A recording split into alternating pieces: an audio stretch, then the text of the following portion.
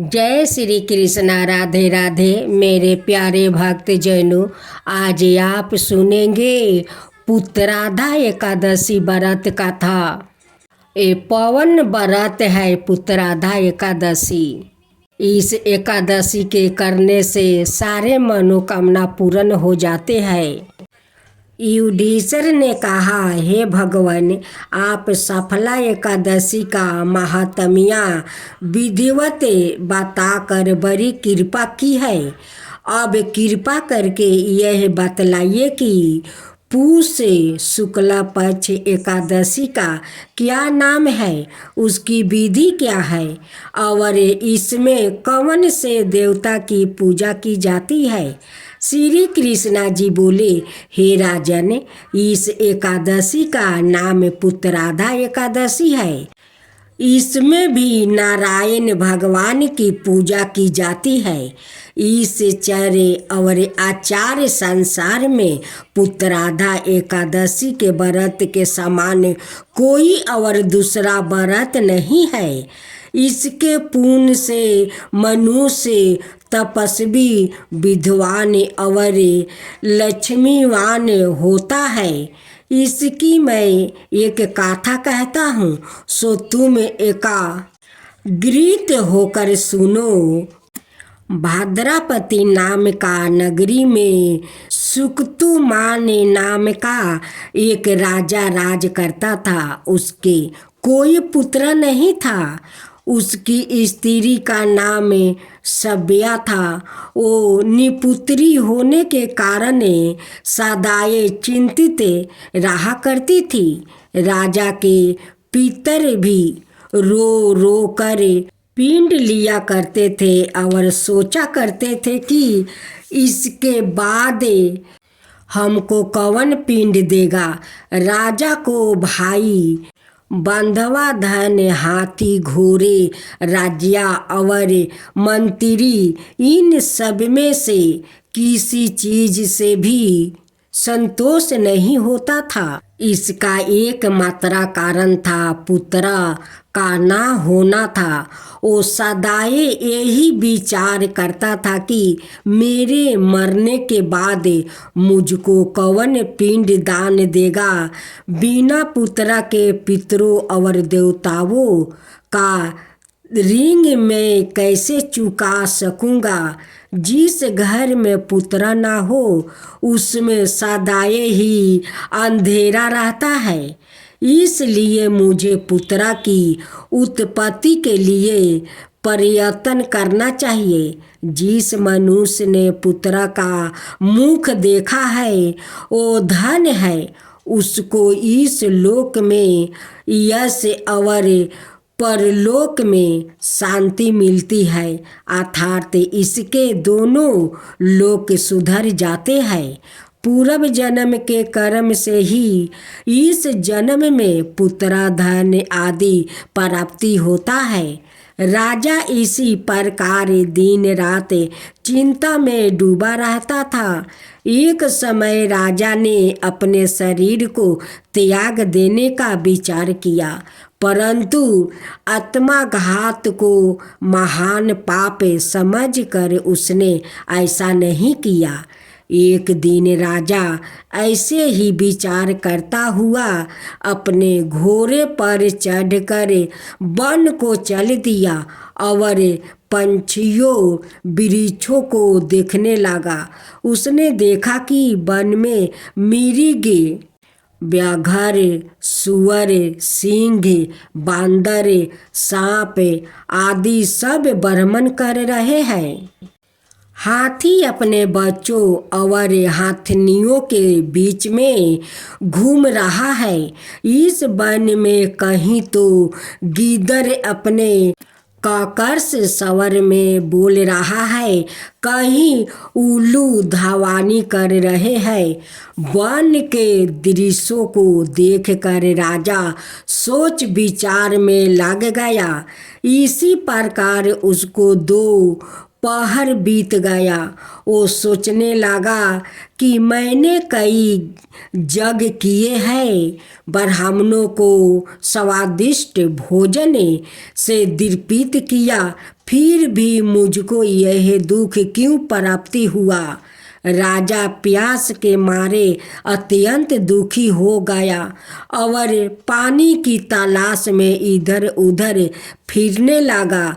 थोड़ी दूरी पर राजा ने एक सरोवर देखा। उस सरोवर में कमल खिल रहे थे और सारस, हंस, मगरमच्छ आदि विहर कर रहे थे। उस सरोवर के चारों तरफ मुनियों के आश्रम बने हुए थे।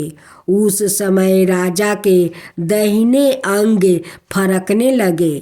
राजा शुभ शगुन समझकर घोड़े से उतरकर मुनियों को दंडवत करके उनके सामने बैठा गया। राजा को देखकर मुनियों ने कहा, हे राजन, हम तुमसे अत्यंत प्रसन्न हैं। तुम्हारी क्या इच्छा है सो कहो। राजा ने उससे पूछा कि महाराज, आप कौन है और किस लिए यहाँ आए हैं, सो कहिए। मुनि बोले, हे राजन, आज संतान देने वाली पुत्रादा एकादशी है। हम लोग विश्वादेव हैं और इस सरोवर पर स्नान करने के लिए आए हैं। इस पर राजा कहने लगा कि महाराज, मेरे भी कोई संतान नहीं है। यदि आप मुझ पर प्रसन्न है तो एक पुत्र का वरदान दे दीजिए। मुनि बोले कि हे राजन, आज पुत्रादा एकादशी है, आप इसका व्रत करो। भगवान की कृपा से अवश्य ही आपके पुत्र होगा। मुनि के वचनों के अनुसार राजा ने उस दिन एकादशी का व्रत किया और द्वादशी को उसका पारण किया। इसके पश्चात मुनियों को प्रणाम करके राजा अपने महल में वापस आ गया। कुछ समय के बाद रानी ने गर्भ धारण किया और 9 महीने के पश्चात उसके एक पुत्र हुआ। और राजकुमार अत्यंत शूरवीर, धैर्यवान, यशस्वी और प्रजापालक हुआ। श्री कृष्ण भगवान बोले, हे राजन, पुत्र की प्राप्ति के लिए पुत्रादा एकादशी का व्रत करना चाहिए। जो मनुष्य इस महात्म्य को पढ़ता या सुनता है उसको अंत में स्वर्ग की प्राप्ति होती है। एकादशी व्रत का उद्यापन तब किया जाता है जब व्रत रखने वाले श्रद्धालु स्त्री पुरुष कुछ समय तक नियमित या वर्षों तक निश्चित संख्या में नियमित व्रत करते हैं। भगवान को साक्षी मानकर व्रत के संकल्प की पूर्णता अनितम व्रत के पश्चात उसके उद्यापन करने पर पूरी होती है। व्रतों के संकल्प का पूर्ण फल तब ही मिलता है जबकि उसका उद्यापन अर्थात समापन विधि विधान पूर्वक संपन्न किया जाता है। अन्यथा वो एकादशी व्रत अधूरा ही माना जाता है। उद्यापन किए बगैर कोई भी व्रत पूर्ण नहीं माना जाता है। इसलिए नियमित एकादशी व्रत करने वाले सभी भक्तों जनों को उद्यापन के संकल्प को संपूर्ण पूजन विधि सहित संपन्न करके संकल्प छोड़ना चाहिए। एकादशी व्रत उद्यापन अग्रहण कृष्णा पक्ष की एकादशी को करना चाहिए। माघ में अथवा भीम तिथि को भी उद्यापन किया जा सकता है। दशमी के दिन एक समय भोजन करे। एकादशी के दिन स्नान आदि से पवित्र होकर उद्यापन करे। संकल्प लेने में शुक्ल पक्ष की अथवा कृष्ण पक्ष की एकादशी को व्रत का उद्यापन करने का संकल्प करे। 12 ब्राह्मणों को घर पर भोजन कराने का उल्लेख मिलता है। पक्षियों एकादशी के उद्यापन में अथवा दोनों पक्षों की एकादशी के उद्यापन में 26 बयान दिया जाता है। आप सुने गणेश भगवान की व्रत कथा। राजा सातानिक ने सुमितु मुनि से पूछा, प्रिय वर गणेश जी को गणों का राजा किसने बनाया और बड़े भैया कार्तिकेय के रहते हुए यह कैसे विघ्नों के अधिकारी हो गए। सुमितु मुनि ने कहा, राजा आपने बहुत अच्छी बात पूछी है, जिस कारण ये विघ्न कारक हुए हैं और जिन विघ्नों को करने से इस पद पर उनकी नियुक्ति हुई है वो मैं कह रहा हूँ, उसे आप एक ग्रह चित होकर सुने। पहले कीर्तियोग में प्रजाओं की जब सृष्टि हुई तो बिना विघ्न बाधा के देखते ही देखते सब कार्य सिद्ध हो जाते थे। अंत में प्रजा को बहुत अहंकार हो गया। कैलेश राहित अहंकार से परिपूर्ण प्रजा को देखकर ब्रह्मा ने बहुत सोच विचार करके प्रजा समृद्धि के लिए विनायक को विनियोजित किया। अंत ब्रह्मा के प्रयास से भगवान शंकर ने गणेश को उत्पन्न किया और उन्होंने गणों का अधिपति बनाया। हे राजन, जो प्राणी गणेश की बिना पूजा किए ही कार्य आरंभ कर देता है, उनके मुझसे सुनिए। ओ व्याकृत सपने में अत्यंत गहरे जल में अपने को डूबते स्नान करते हुए यह केस मुराए देखता है। कासाय बस्तर से आच्छादित और हिस्सक व्यागिर्दी पशुओं पर अपने को चढ़ाता हुआ देखता है। अत्यंत गर्भ और ऊंट आदि पर चढ़ाकर परिजनों से घेरा वो अपने को जाता हुआ देखता। हीन जो मानव केकरा पर बैठकर अपने को जल की तरंगों के बीच गाया हुआ देखता है और पैदल चल रहे लोगों से घेर कर यमराज के लोक को जाता है और जाते हुए अपने को सपने में देखता है। वो खुद ही अत्यंत दुखी होता है। जो राजकुमार सपने में अपने चिता और आकृति को विकृति रूप में अवस्थित कर वीर के फूलों की माला से विभूषित देखता है, वो उन भगवान विघ्नेश के द्वारे विघ्न उत्पन्न कर देने के कारण पूर्व वंशानुगत प्राप्त रज्या को प्राप्त नहीं कर पाता। वैसे को व्यापार में लाभ नहीं प्राप्त होता है और कृषक को कृषि कार्य में पूरी सफलता नहीं मिलती। इसलिए राजन ऐसे अशुभ सपनों को देखने पर भगवान गणपति की कि प्रसन्नता के लिए विनायक शांति करना चाहिए। विनायक की जय हो, विनायक जी की जय हो। अब आप सुने महालक्ष्मी व्रत कथा। माँ लक्ष्मी की जय हो, माँ लक्ष्मी की जय हो।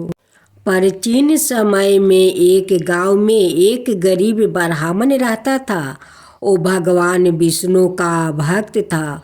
वो नियमित रूप से श्री विष्णु की पूजा करता था।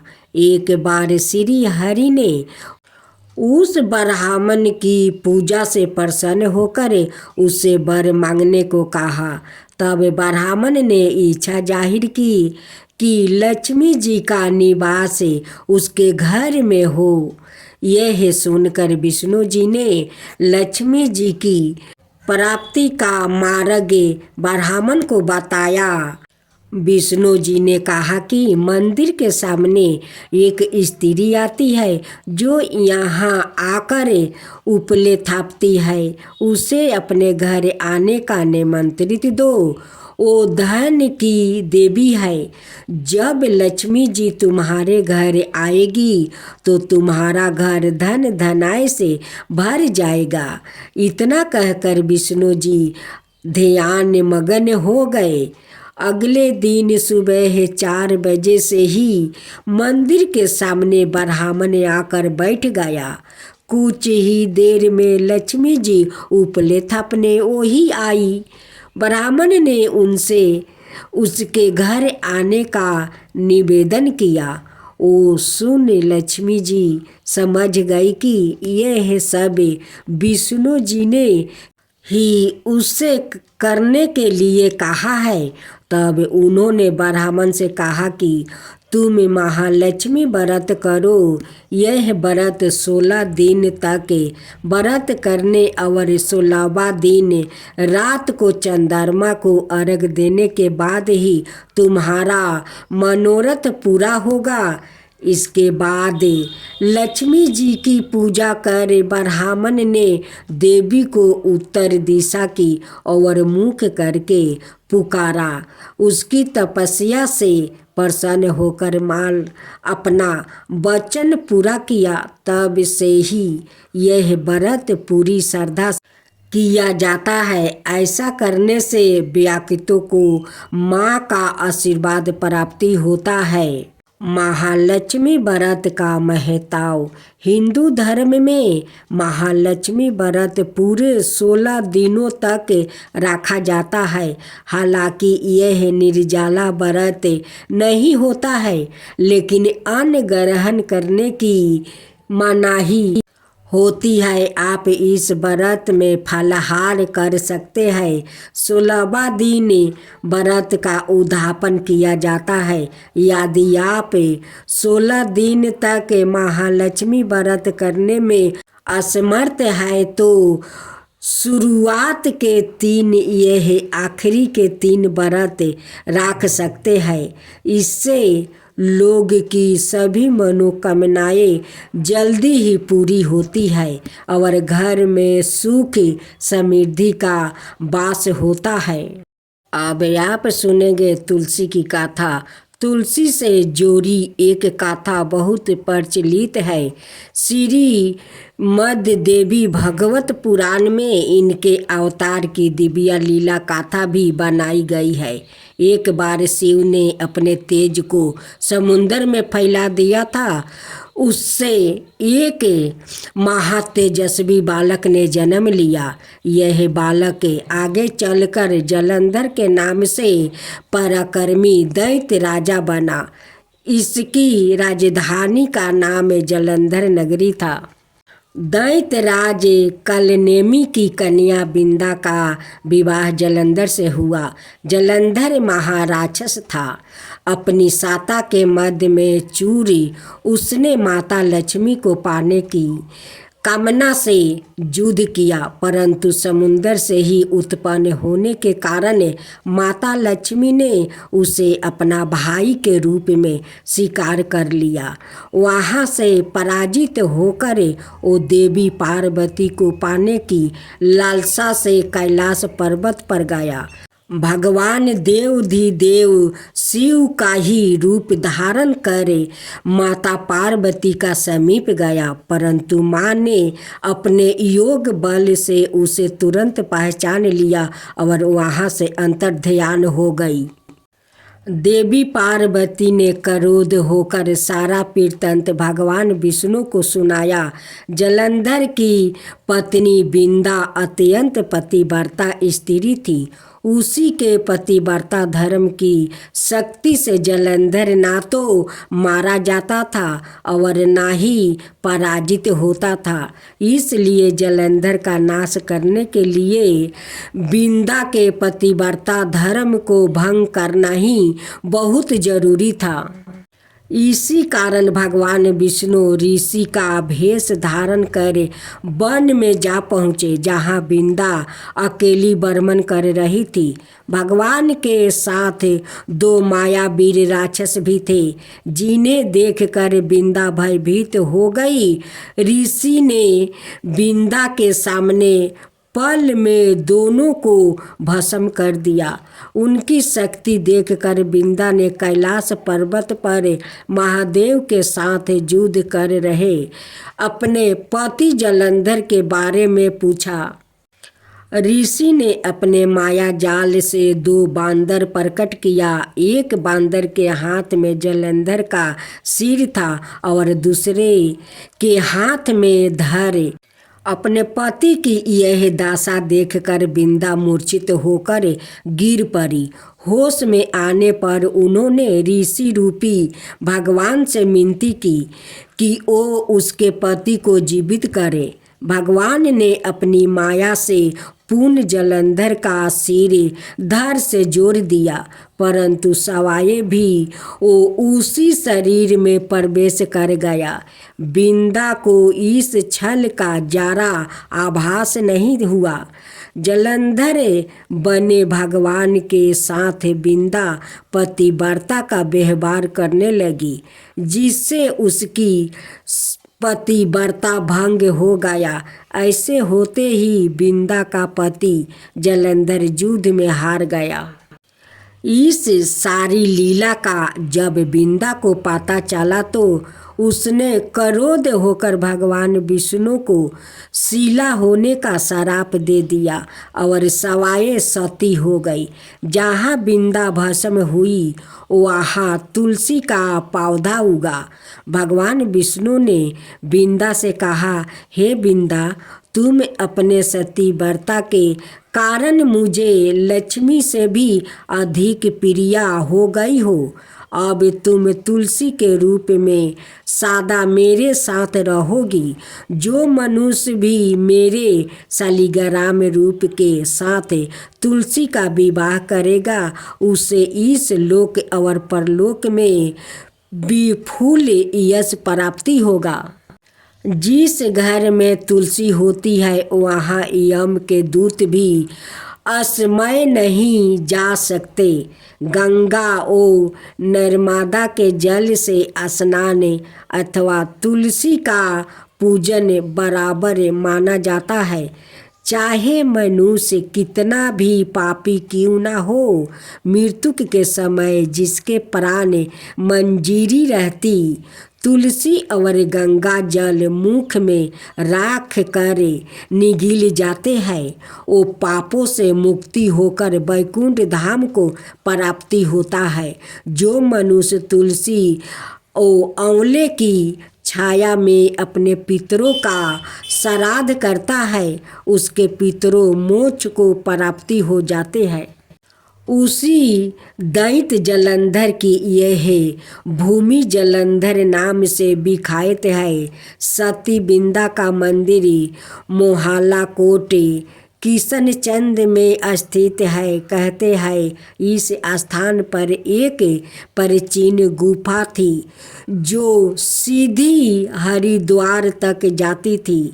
सच्चे मन से 40 दिन तक सती बिंदा देवी के मंदिर में पूजा करने से सभी मनोरथ पूर्ण हो जाते हैं।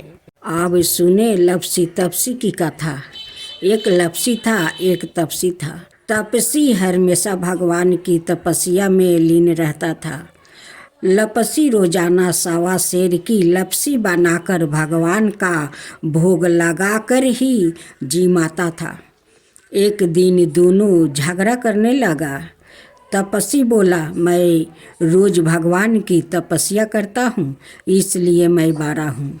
लपसी बोला, मैं रोज भगवान को सावा शेर लपसी का भोग लगाता हूँ, इसलिए मैं बारा हूँ। नारद जी वहाँ से गुजर रहे थे।